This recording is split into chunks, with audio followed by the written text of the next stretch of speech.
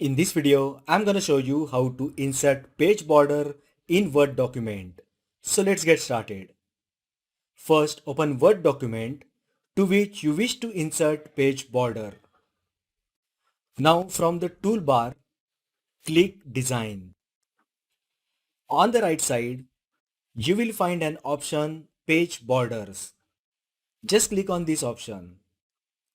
A Borders and Shading pop-up will open. Now go to Page Border tab. Now click Box option.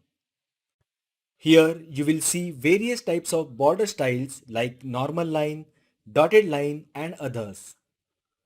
Just select the one as per your needs. You can see the border preview as well. You can even change the color of the border using color drop down.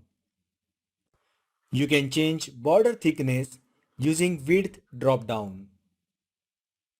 Under Apply to drop down, select Whole Document option.